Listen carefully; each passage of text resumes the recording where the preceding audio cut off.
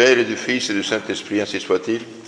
Eh bien, chers, je vais un peu expliquer brièvement les très belles lectures que nous venons d'écouter. Elles sont très riches de contenu de formation chrétienne.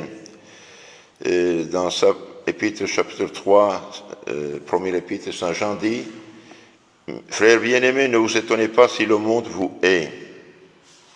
Nous savons que nous sommes passés de la mort à la vie parce que nous aimons nos frères, parce que nous avons la charité. Alors pourquoi le monde hait les disciples de Christ? Et parce qu'ils ne suivent pas le courant du monde naturaliste, athée, païen, qui oublie la vie éternelle. Malheureusement, depuis le péché originel, nous sommes blessés et nous sommes plutôt inclinés vers les choses de ce monde, vers le matérialisme, vers le naturalisme. Et donc, ceux qui ne suivent pas le courant du monde, ils sont signalés, ils sont haïs, ils sont rejetés, ils sont méprisés. Saint Pierre, dans une lettre aussi, dit: si le monde vous hait parce que vous êtes chrétien, heureux êtes-vous. Si le monde vous signale, vous méprise pour être chrétien, n'ayez pas peur, parce que c'est normal ça. Ils ont haï le Christ aussi, à tel point ils l'ont fait crucifier. Donc si le monde nous hait parce que nous sommes chrétiens, parce que nous vivons l'évangile, parce que nous ne suivons pas le courant actuel relativiste du monde aveugle et perdu actuel, bon, pas de problème en soi. Ce sont eux qui sont vraiment perdus et ils croient avoir des yeux. Ils sont aveugles, ils croient avoir des yeux. Ils pensent penser, ils ne pensent rien de tout. Pauvres gens, quoi. C'est une catastrophe. Et malheureusement, cette catastrophe, on la doit en grande partie à Luther et son livre Examen biblique. Il a mis le subjectivisme à la base de l'intelligence au lieu du réalisme. Un jour, ce monde va finir et va finir de manière très lamentable. Donc, n'ayez pas peur. La réalité ne change pas. Même si tout le monde est fou, un seul homme sensé, il a raison. C'est pas question de numéro, de majorité, minorité. Par exemple, avec ce coronavirus, il existe. Il y a des morts. J'ai un prêtre ami qui est mort. Donc, il existe, même si tout le monde dit ça n'existe pas, ça ne change rien du tout. Celui qui est attrapé, attrapé. Celui qui n'est pas attrapé, n'est pas attrapé, mais son existence ne dépend pas de mon opinion. Donc, si le monde vous hait, ne vous étonnez pas, parce que la première, le Christ, et puis il va haïr aussi à tous ses disciples. Nous savons que nous sommes passés de la mort à la vie, parce que nous aimons nos frères. Il y a la mort spirituelle, la mort du péché, la mort de paganisme, la mort de manque de foi. Eh bien, nous avons le don de la foi. Merci mon Dieu, et tâchons d'alimenter notre foi, parce que tout le monde actuel, toutes les circonstances conspirent plutôt contre la foi et contre la vie éternelle, vu que nous vivons dans un monde relativiste, comme je dis. Donc, n'ayons pas peur sur ce point aussi. Nous savons que nous sommes passés de la mort à la vie parce que nous aimons nos frères.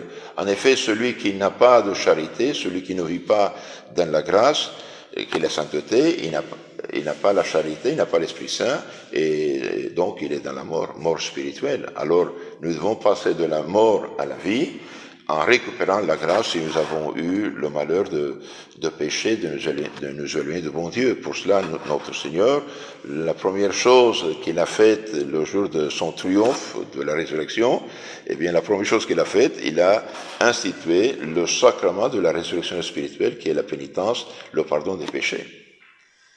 Saint Curé d'Ars disait: si le bon Dieu permettait de mettre un prêtre à la porte de l'enfer, eh bien tout le monde crierait à voix haute ses péchés pour être libéré de là-bas. Mais ça, il n'y a plus de temps là, c'est définitif, c'est éternel. Là, tandis que nous sommes ici dans le temps, et même si nous avons péché, même si nous sommes tombés, on peut ressusciter. Et la confession, c'est une résurrection. La confession expulse le démon, le péché, ferme la porte de l'enfer, ouvre la porte du ciel, nous donne la grâce qui est la sainteté, nous donne, allume, comme la lumière vient de la lampe, allume notre foi et espérance, nous donne la charité et donc l'Esprit Saint, et aussi il allume les vertus principales, les vertus morales infuses, la prudence, la force, je ne sais plus comment dire en espagnol, la tempérance, etc. Il allume les dons du Saint-Esprit. Donc, nous passons de la mort à la vie, et je vous conseille, si vous n'avez pas fait, si quelqu'un, il y a quelque temps, il ne se confesse pas, il ne communie pas, ne perdez pas de temps, hein, ne perdez pas de temps. Pourquoi? Eh bien, parce que si on est dans la mort spirituelle du péché, eh bien, le péché qui n'est pas détruit conduit à autre péché, puis on devient un cadavre, on devient insensible. C'est le problème du monde actuel. Après, Saint Jean dit, qui n'aime pas demeure dans la mort spirituelle. Quiconque est son frère est un homicide. Et vous savez qu'aucun homicide n'a la vie éternelle demeurant en lui. Qu'est-ce qui donne droit à la vie éternelle? C'est la charité, c'est la grâce. Et quand on est dans le péché mortel, on perd la grâce, on perd la charité, on perd l'Esprit Saint, et donc on n'a pas droit à la vie éternelle. Ce qui donne droit à la vie éternelle, c'est l'état de grâce, l'état de sainteté. Bon, parfois, malheureusement, il y a des problèmes, même dans les familles, avec tout le monde. On peut sentir l'énervement, la haine, mais bon, prions pour ces gens-là. La meilleure arme de désarmer le diable, c'est prier pour ceux qui nous ont fait de tort, et demander la aide du bon Dieu pour ne pas les haïr et même les aimer en faisant le bien pour eux. À ceci, nous avons connu la charité, c'est qu'il a donné sa vie pour nous. Et nous aussi, nous devons donner notre vie pour nos frères. Alors, vous voyez la grande charité de Dieu. Dieu offensé par le péché, Dieu offensé par Adam et Ève, Dieu offensé par les hommes, eh bien, au lieu de les détruire, bon, il s'incarne, il promet le Sauveur. Il promet le Sauveur depuis la Genèse, chapitre 3, 15. La femme va piétiner la tête du serpent. Eh bien, il promet le Sauveur, et ce Sauveur, c'est le Fils de Dieu incarné, Jésus-Christ, qui va mourir pour nous, pour nos péchés. Lui qui est innocent, lui qui est innocent, saint et pur, eh bien, il va charger avec nos péchés dans son agonie, sa croix, mourir pour nous mériter le pardon, et ce pardon mérité par le Jésus, il a communiqué à son Église, et l'Église le communique au moyen des 7 sacrements. Donc, tâchons de connaître le plus notre Seigneur Jésus-Christ. Malheureusement, notre Seigneur n'est pas connu, c'est ça le problème. Les gens, même les chrétiens, nous ne connaissons pas vraiment bien notre Seigneur Jésus-Christ. Je vous conseille de lire et relire l'Évangile, hein. C'est le livre de la vie, hein. Lire l'Évangile, méditer l'Évangile, lire la vie de Christ. Je pense qu'il y a une édition en français, la vie de Jésus-Christ, très ancienne, mais elle est très très bien faite. Je pense que Clovis l'avait édité, tâchez de la voir, de le lire. Et puis lire le catéchisme, qui est la crème de la Bible, de toute la Sainte Écriture, de code de vie chrétienne en fait. Donc, à ceci nous avons connu la charité, c'est qu'il a donné sa vie pour nous, et nous aussi, nous devons donner notre vie pour nos frères. Alors, donner notre vie dans quel sens? Le père Damien, par exemple, il a donné sa vie en étant l'apôtre des lépreux dans les îles Hawaï. C'est ça. Peut-être le bon Dieu ne nous demande pas aujourd'hui de donner notre vie dans le sens de la mort, mais aider nos frères par nos prières, nos sacrifices, nos aumônes, nos bons exemples, Pourquoi le monde se fait païen chaque fois plus? Et parce qu'il ne trouve pas des chrétiens qui vivent l'évangile. C'est ça le problème. Dans les pays d'Amérique centrale où je suis maintenant, ici, là-bas, malheureusement, les sectes avancent parce qu'il n'y a pas résistance catholique dans le bon sens, etc. Mais parce que les gens ont besoin de Dieu. Les gens cherchent Dieu. Et du côté du catholique, aujourd'hui, on est dormi. Donc, ils vont chercher là où il ne l'est pas, mais ils pensent qu'il est. Donc, tâchons de donner l'exemple. Aujourd'hui, vraiment, les chrétiens, nous devons réactiver les vœux de notre baptême. Je renonce à Satan, à ses œuvres, à ses pompes et tout ça. Nous devons être différents des autres, non dans le mauvais sens, mais dans le bon sens. Par les vertus, par la charité, par les paroles, par la manière de nous vêtir, de travailler, de nous comporter, de nous négocier. Il faut qu'il y ait une différence. S'il n'y a pas de différence, dans notre vie publique, civile, il y a un problème. Il y a un problème. Par exemple, dans l'Empire romain, quand quelqu'un n'allez pas au cirque, n'allez pas au bain public, quand il ne faisait pas ce que tout le monde faisait, eh bien, les païens soupçonnaient certainement, celui-là s'est fait baptiser, il est chrétien, et c'était vrai.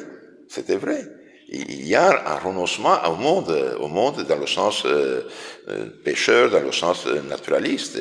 Il faut que les vertus chrétiennes apparaissent dans notre comportement. C'est ça qu'il veut dire ici Saint Jean. Nous aussi, nous devons donner notre vie pour nos frères. Si nous ne pouvons pas faire plus, au moins essayons de ne pas donner le scandale. Le mauvais exemple, c'est ça le problème. Quand quelqu'un voit qu'on vit vraiment l'évangile, même s'il ne dit rien, même s'il nous taquine un peu, il dit, moi, ça, il y a quelque chose là. Et ça peut être le début de l'action de la grâce sur son âme pour sa conversion. Et s'il est baptisé pour son retour à la foi.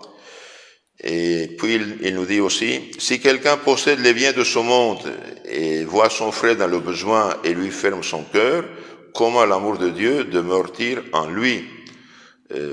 Mes frères, toujours l'église et avec ses enfants, nous les chrétiens, était vraiment la tête de la charité publique. Encore une fois, un exemple de temps des Romains, pendant que les chrétiens étaient persécutés, mis hors loi, sous peine de mort, eh bien, quand il y avait un peste, quand il y avait un cataclysme, quand il y avait une guerre, quand il y avait un tremblement de terre, eh bien, c'était eux qui allaient ils étaient la tête de la charité publique, hein, allaient aider. Ils ne demandaient pas s'ils étaient chrétiens, s'ils étaient païens, ils aidaient tout le monde. Et ça, faisait estimer le christianisme aux yeux des païens. J'ai lu dans la vie d'un saint, il y avait des soldats romains qui étaient en Égypte, et dans le désert, ils ont faim, ils ont soif, ils sont fatigués, et puis quand ils arrivaient dans un village, tout le monde allait se cacher comme des rats pour ne pas avoir de problèmes. Et un jour, ils arrivent dans un village, et puis tous les villageois sont sortis avec des paniers de fruits, des légumes, des figues, de manger, boire, soldats, qui sont restés étonnés. C'est la première fois que cela passait dans leur vie. Et alors on se dit, mais c'est quoi ça? Pour que ces gens viennent d'autres villages, ils s'enfuient, ils viennent nous donner. Ah, ils sont des chrétiens. Ok? Des chrétiens. Qu'est-ce que c'est ça? Il commence après à chercher, finalement il va se faire baptiser, il va être moine, il va être un saint. Donc l'exemple des saints fortifie, sauve aussi les autres. Donc tâchons toujours de donner l'exemple. Et conclusion de cette lecture d'aujourd'hui, il dit, mes petits-enfants, n'aimons pas en parole et avec la langue, mais avec la vérité. Donc, soyons des chrétiens, vraiment. L'évangile d'aujourd'hui est tiré de Saint Luc, chapitre 14. Nous avons la parabole des invités. Eh bien, un homme a fait un grand festin, il a appelé plusieurs personnes importantes, et ces gens ne sont pas venus. J'ai acheté un champ, je vais le voir, j'ai acheté des bœufs, je vais les essayer, je me suis marié, je ne peux pas, chacun s'excuse. Alors ici, le père de famille, mis en colère, dit-il, il dit à ses serviteurs, allez sur les places publiques, faites entrer tout le monde là, ceux qui n'étaient pas invités, qu'ils viennent. Et comme il y avait encore de la place, il dit, faites entrer tout le monde de force, compelle l'entrer, faites-les entrer, hein, faites entrer. Et après, conclusion, il dit, aucun de ces hommes qui avaient été invités ne goûtera de mon festin. Et c'est grave, ça, spirituellement parlant, eh bien, Dieu appelle tous à la sainteté. Mes chers frères, il nous appelle à la sainteté, il nous appelle à la vie éternelle. Attention, la vie éternelle, c'est quelque chose de sérieux, c'est quelque chose qui ne s'achève jamais. Nous vivons dans le temps, chaque jour passe et on ne se rend pas compte, mais l'éternité c'est éternel. Donc, nous vivons dans un monde païen, comme j'ai dit au début, dans un monde relativiste. On ne mesure pas le danger. Le danger vraiment est réel. Combien de baptisés aujourd'hui ne pratiquent plus? Combien de baptisés se sont retirés de l'Église? Combien de baptisés se déclarent même athées? Combien de baptisés, même s'ils ne sont pas athées officiellement, etc., mais ils vivent comme des athées, comme des païens, tous ceux qui vivent en union libre, tous ceux qui sont divorcés, réunis en adultère, tous ceux qui pratiquent pas la foi, tous ceux qui ne prient pas. C'est un problème, c'est un problème grave. Pour cela, je vous exhorte à faire ce que disait la Vierge à Fatima, il y a plus de 100 ans, elle disait priez, priez, priez, parce qu'il y a beaucoup de gens qui vont à l'enfer parce que personne ne prie pour eux. Donc tâchons de prier notre chapelet, tâchons de prier de notre Père, de Jésus le Marie, pour la persévérance des justes, pour que ceux qui sont dans le chemin en grâce, ils continuent, persévérance du juste, conversion des pécheurs. Un pécheur, c'est un danger, hein. Un pécheur, celui qui est un péché mortel, eh bien, c'est comme quelqu'un qui est suspendu au bord de l'enfer. N'importe quel moment, il peut tomber dans l'enfer et mourir et tomber dans l'enfer. Tous ceux qui sont morts, par exemple, par des accidents, par le coronavirus, etc., ils n'avaient pas pensé mourir, c'est en ça. Même des jeunes sont morts, hein, donc, attention. Et je dis aux jeunes ici présents, soyez orgueilleux d'être chrétiens, hein. N'ayez pas peur de vous montrer chrétien. Vous avez été confirmés sur le front pour être des témoins de Christ. N'ayez pas peur. Si quelqu'un vous dit, est-ce que vous êtes catholique, vous êtes chrétien, je suis orgueilleux d'être chrétien. Aujourd'hui, on accuse le christianisme comme s'il était malfaiteur numéro 1 de l'humanité. Eh bien, c'est faux, c'est injuste, c'est faux, et c'est une calomnie. Historiquement parlant, eh bien, le christianisme et l'Église catholique sont les bienfaiteurs numéro 1 de l'humanité, dans tous les sens. On nous a culpabilisés comme nous étions ce que nous ne sommes pas. Et quand on regarde l'histoire non seulement de 2000 ans, mais de l'humanité, comme disait, je pense c'était Charles Molin, un historien maçon belge, il disait, catholique, levez la tête, quoi, n'ayez pas peur. Si on compare ce que vous avez fait et ce qu'ont fait les autres religions, les autres peuples, eh bien, vous n'avez pas à rougir de votre histoire. Même s'il y a quelques points négatifs, etc., mais les positifs sont beaucoup plus nombreux. Et il faut savoir ces choses-ci. Il ne faut pas avoir peur d'être chrétien. Toujours nos ennemis nous attaquent, mais ils ne disent jamais ce que nous avons fait de bien. Qui a fondé les premiers hôpitaux dans le monde? L'Église catholique. Qui a fondé les foyers d'handicapés, des personnes âgées, des orphelins? L'Église catholique. Qui a mis fin au jeu des gladiateurs et aux sacrifices humains dans les fausses religions? L'Église catholique. Qui a humanisé l'humanité? L'Église catholique. Qui a inventé les droits de l'homme dans le bon sens? L'Église catholique. Quand Saint Paul dit il n'y a pas de grec, il n'y a pas de juif, vous êtes tous des frères, il met la base là. Quand il dit aimez vos ennemis, que disaient les Romains, que disaient les païens? Aimer l'ennemi, ça passe même pas pour leur tête, hein. Le fait d'être miséricordieux avec l'ennemi, c'est être plutôt lâche, et attention. L'Église catholique, mes chers frères, elle est la bienfaitrice de l'humanité. On nous culpabilise de tous les mondes, mais regardez ceux qui ont perdu la foi, où est-ce qu'ils conduisent l'humanité? Au tel point, ils tuent les enfants dans le sein de la mère. Et ça, ce n'est pas n'importe quoi. On déshumanise les hommes, et puis on accuse à nous. Non. L'Église catholique, lisez l'histoire. Je n'ai pas maintenant dans la tête Régine Pernoud, par exemple, la femme au Moyen-Âge, etc. Voyez-vous, il faut connaître notre histoire. Il faut, si vous pouvez avoir une histoire de l'Église, de ces anciennes, c'est vraiment, ce sont des trésors. Donc, les humains vivant en état de grâce, prions pour les pécheurs, vraiment, ils sont en danger, en très grand danger. Toute âme, en ce moment, qui est dans le péché mortel, elle a la porte du ciel est fermée, et celle de l'enfer est ouverte. Prions pour eux, il faut leur dire, sortez de cet état misérable. Vous ne savez ni le jour, ni l'heure. On ne sait pas. On peut mourir n'importe quel moment. Et si on est en grâce, on se sauvera, même si on passe au purgatoire. Et sinon, dans le péché mortel, c'est l'enfer éternel. Et ça, c'est très sérieux. Donc, prions pour la personne des justes, prions pour la conversion des pécheurs, et prions aussi pour les âmes du purgatoire, pour qu'elles arrivent plus plus rapidement au ciel. Dernière parole, mes frères, pour nous maintenir dans la grâce et dans la sainteté, ne laissons pas la communion.